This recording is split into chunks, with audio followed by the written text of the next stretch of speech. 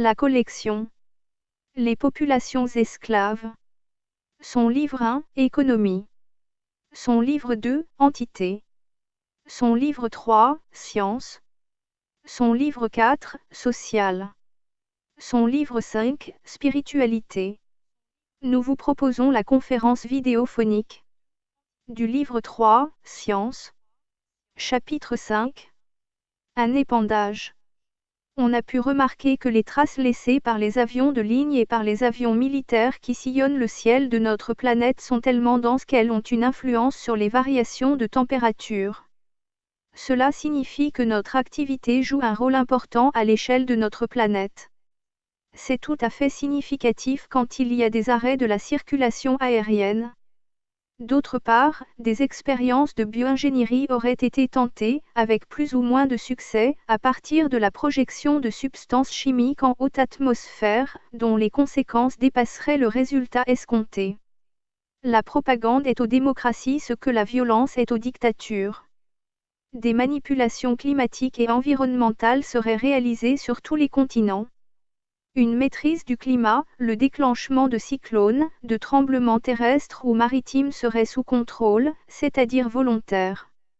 HAARP serait un point de contrôle et d'émission de phénomènes aériens et terrestres particuliers. Jusqu'où ces expérimentations peuvent-elles aller? Des substances seraient ainsi projetées, dans un but avoué de modification du climat. Ces largages se font par épandage, soit en haute stratosphère, soit à divers niveaux de l'atmosphère. Des centaines de milliers d'oiseaux et de poissons auraient péri, à cause de ces épandages chimiques. Les abeilles en auraient aussi été victimes, en très grande quantité. Des métaux lourds tels que le barium, l'aluminium, le strontium, le plomb, le mercure, l'uranium, le zinc, seraient ainsi largués, en très grande quantité. Toute personne qui détiendrait quelque information est sommée de rester silencieuse sur ces programmes. Certaines personnes se sont pourtant hasardées à essayer d'obtenir des informations et donner des explications. Elles ont été rapidement réduites au silence par différentes méthodes. Le système HAARP serait détecté, à partir de certains satellites, par les perturbations ionosphériques qu'il crée au-dessus de lui. Ces programmes scientifiques et militaires relèveraient de la géoingénierie, visant à modifier l'équilibre énergétique terrestre afin de modifier le climat, pour limiter les perturbations climatiques actuelles. Cette climatisation de la haute atmosphère pourrait entraîner de bien plus graves perturbations à l'avenir. S'agirait-il d'une nouvelle forme de guerre économico-climatique? Il apparaîtrait évident que des puissances sont en mesure de déclencher des cataclysmes aériens, sous-marins ou terrestres, très ciblés. Il pourrait s'agir de tentatives volontaires d'empoisonnement et d'un génocide contrôlé, envers certains États et peut-être des continents. Ça serait le plus grand crime à l'égard de l'humanité. Ce sont d'éminents responsables, de haut rang, qui chercheraient à alerter les populations des dangers qu'ils encourent. Cela pourrait être la plus grande atteinte à l'intégrité physique de l'humanité. Des fibres nanoscopiques seraient ainsi projetées et retomberaient sur le sol. Elles auraient, entre autres facultés, celle de pénétrer les corps humains et de s'y développer à l'intérieur. Ces particules, appelées morgellons, affecteraient déjà plusieurs centaines de milliers de personnes, à travers la planète, avec une progression exponentielle quotidienne de milliers de nouveaux cas. Ces particules créeraient d'abord des démangeaisons, puis des troubles dépressifs. Elles causeraient une sensation de verre infiltré sous la peau et rampant. Les conséquences, pouvant causer la chute des cheveux et de nombreuses lésions cutanées. Ces microfibres seraient de différentes couleurs et difficilement identifiables. Il s'agirait d'objets invasifs qui créeraient des sortes d'allergies cutanées violentes pouvant aussi attaquer le système immunitaire. Leurs composés chimiques seraient divers. Des éléments de silicone, des cristalloïdes de silicone, de haute densité de polyéthylène et d'autres composants, tels que le fer, le soufre, le phosphore, auraient été repérés au cours d'analyses provenant d'échantillons récupérés après la chute des chanterelles, un peu partout dans le monde. Par ailleurs, il a été constaté que les composants se modifient dans le temps, notamment sous forme de nanoparticules et de métaux transitoires. Des transformations chimiques se réaliseraient également lorsque des matériaux entrent en contact les uns avec les autres. À l'aide de puissants microscopes, des cristaux liquides de polyéthylène auraient été identifiés et qui seraient des composés de cristaux de silice. Certains de ces matériaux sembleraient se développer à l'intérieur du corps humain, dans les reins et les intestins.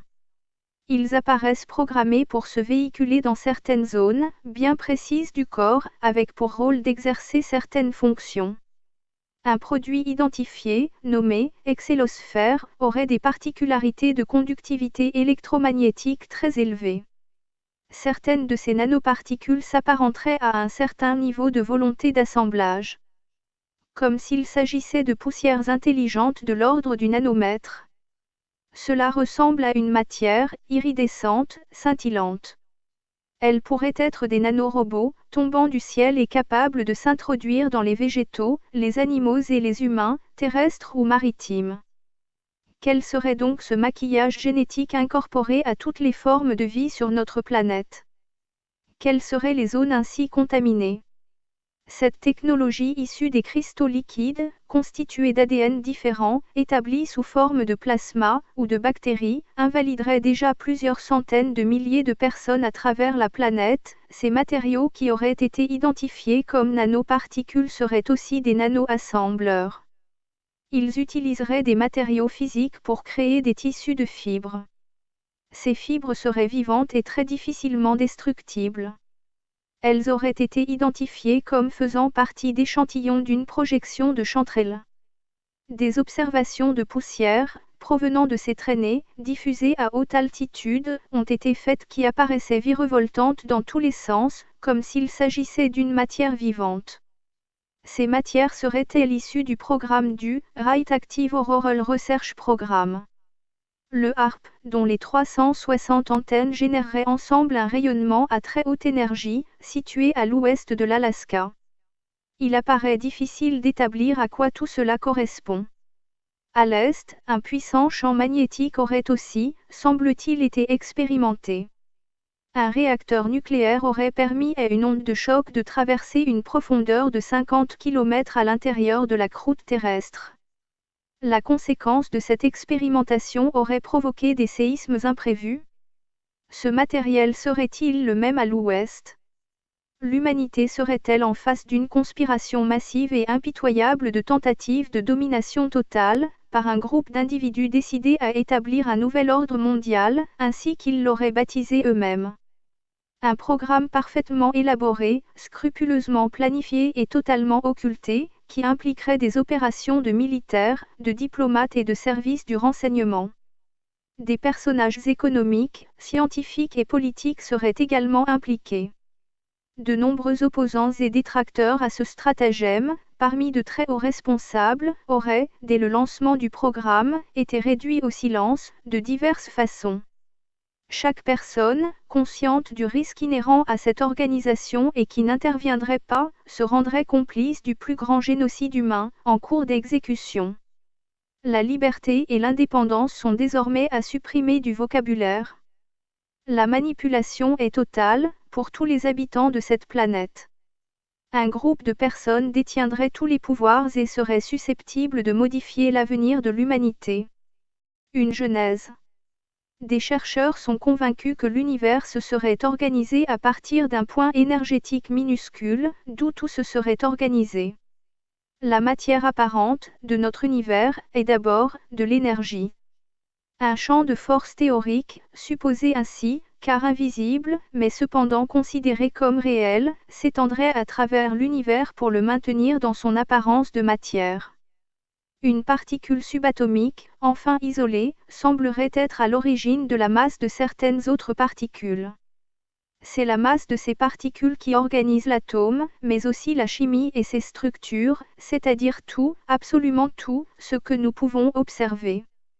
Des structures, réalisées par des chercheurs, permettent de mieux appréhender l'organisation de la matière, et de pouvoir comprendre quelles étaient les conditions énergétiques en présence, tout de suite après la mise en marche des processus organisationnels de l'univers. Il s'avère qu'à l'observation de l'univers, seule, une petite partie de celui-ci nous apparaît. L'essentiel de l'univers nous reste encore caché, nous ne savons donc pas quels sont ses composants, que nous ne parvenons pas à déceler. L'étude de la structure subatomique a démontré l'existence d'un modèle standard de la physique des particules. Ce sont 12 particules élémentaires qui constitueraient ainsi la matière.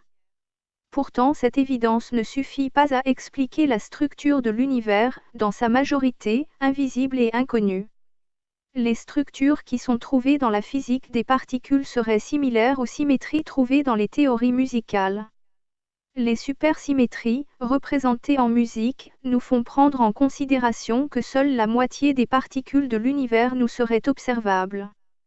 L'univers serait-il aussi un vaste champ musical? Une neuroscience? Les Grecs, sous l'Antiquité, considéraient que l'avenir de chaque personne était prédéfini, à l'avance. Il ne pouvait y avoir aucun libre arbitre, selon cette hypothèse. Des mécanismes pourraient guider nos comportements, sans que nous n'en ayons conscience. Ce sont, en réalité, des programmes qui commandent nos actions. La plus grande partie de nos actions sont automatiques et inconscientes. Elles s'organisent en fonction des aléas du moment, sans que nous ayons à intervenir. Il y aurait une corrélation entre notre cerveau et notre organisme. Selon certaines études faites par des neuroscientifiques, il apparaîtrait que le subconscient déciderait avant le conscient. La prise de décision, prise ultérieurement, ne serait alors qu'illusoire. Nos décisions seraient donc prédéterminées par notre subconscient, c'est-à-dire, après l'analyse réalisée dans notre cerveau qui dicte la décision à prendre. Une préprogrammation de notre activité cérébrale déterminerait nos choix. Où est alors notre libre arbitre? Nous serions des entités biologiques, parfaitement programmées. Le concept d'émergence semble pourtant vouloir laisser apparaître une possibilité de choix. C'est peut-être une possible programmation exponentielle. Il y a cependant un concept dont il convient de tenir compte. C'est celui de l'individualité, dans sa relation avec son environnement, et surtout avec les autres individualités. Elles aussi seraient programmées pour pouvoir fonctionner en autonomie totale. C'est alors la responsabilité individuelle qui créerait des interactions avec les autres individus. Chacune de nos décisions aurait des répercussions sur notre environnement et sur les autres personnes. C'est le concept de liberté qui agirait et nous ferait prendre des décisions. Il interviendrait encore un autre concept, celui des comportements de masse. Les déplacements de personnes dans une foule ont une apparence chaotique. Mais, ce n'est en fait qu'une apparence, car des règles et des modèles se déterminent dès qu'on les étudie de plus près. Amateurisme scientifique. Les découvertes devront se faire, dorénavant, en dehors du cadre des institutions scientifiques traditionnelles, enfermées dans leur carcan dogmatique, et de leurs orientations subventionnées et dirigées. Le monde connecté, tel qu'il fonctionne maintenant, doit permettre à tous de s'informer et d'innover en dehors des cadres rigides des institutions étatiques et entrepreneuriales. Les autodidactes n'ont pas de consignes à respecter. C'est la contribution réciproque qui permet d'accéder à de nouveaux niveaux de recherches et de résultats. Partager des résultats à partir des échanges d'informations sera une nouvelle source de progrès. La recherche et son exploitation en réseau non conventionnel permettront l'innovation. L'exposition des codes sources permettra l'accès à de nouvelles visions d'organisation, de programmation et d'expérimentation. Cette organisation en de nouveaux réseaux permettra une meilleure et plus rapide adaptation à la nécessité des découvertes. C'est surtout la porte ouverte à toutes les innovations responsables. Des espaces créés spécifiquement pour ces nouveaux types de chercheurs leur permettront d'accéder à toutes les sources d'informations, mais aussi à tous les objets miniaturisés et les composants nécessaires à leurs investigations. Des microcontrôleurs sont à leur disposition pour pouvoir modifier les valeurs initiales de chaque dispositif utilisé. Les variations d'utilisation deviennent alors exponentielles. Les programmations des systèmes utilisés deviennent illimitées. Des capteurs permettent d'obtenir de nouvelles informations toujours plus exponentielles. Une caisse commune, alimentée de façon anonyme, permet l'achat des matériels sans aucune aide étatique ou entrepreneuriale, et donc indépendante de toutes les influences extérieures. Ensuite, les découvertes doivent être mises à la disposition de tous, mais à la condition qu'elles ne soient pas soumises à l'asservissement des divers dogmes qui veulent organiser la société humaine. C'est l'ouverture à la connaissance et à l'expérimentation dans tous les domaines sans aucune restriction. Attention aux esprits malsains, ces nouvelles recherches doivent rester sous surveillance. Tous les moyens d'investigation doivent être utilisés à partir de toutes les bonnes volontés, mais la réalisation de l'équilibre entre un résultat et ses risques doit pouvoir toujours être évaluée. Théories scientifiques. Les théories scientifiques s'ajoutent les unes aux autres. Elles se contrarient ou se contredisent. Le grand puzzle cosmique ne nous permet toujours pas de comprendre son fonctionnement, malgré les pièces trouvées. Peut-être est-ce aussi à cause des zones éparses où nous pensons avoir découvert des éléments de connaissance. Notre univers physique a longtemps été considéré comme un lieu issu du hasard. La théorie du chaos était là pour nous le faire croire. Une théorie chassant l'autre, c'est celle du tout organisé, qui prévaut maintenant. Un grand boom initial, le Big Bang, paraît être la théorie la plus plausible. Les rectifications ne sont pas si aisées pour leurs auteurs. Le milieu scientifique est, lui aussi, un milieu très hermétique, où chacun cherche à détenir la notoriété et celui qui la détient, met tout en son pouvoir pour ne pas la perdre. Les scientifiques ne seraient, pour un grand nombre d'entre eux, que des fonctionnaires de la connaissance. Des carriéristes en mal de reconnaissance et d'honneur, prétentieux et imbus de leurs fonctions. Le monde scientifique est à l'image des concepts économiques ou politiques. Il s'accompagne des luttes d'influence et de pouvoir, de la protection des prérogatives, d'une rétention des informations et de collusions partisanes. Il serait complètement incompétent à chercher à comprendre les technologies développées par d'autres civilisations du cosmos, puisqu'il rejette l'idée même de leur existence. Toutefois, il convient d'être conscient des limites de la science dans une telle recherche des faits et de leur compréhension. Des dogmes scientifiques s'établissent souvent à partir de convictions. Tout nouvel événement ne cadrant pas avec les théories préétablies sont tout simplement ignorés et malheur à ceux qui voudraient insister et mettre en doute des valeurs précédentes. Il en va de leur carrière. Les théories dominantes ne doivent pas être remises en cause. Les archéologues, les anthropologues établissent quotidiennement de nouvelles découvertes. Or, toute découverte qui ne correspondrait pas à de précédentes analyses est systématiquement écartée.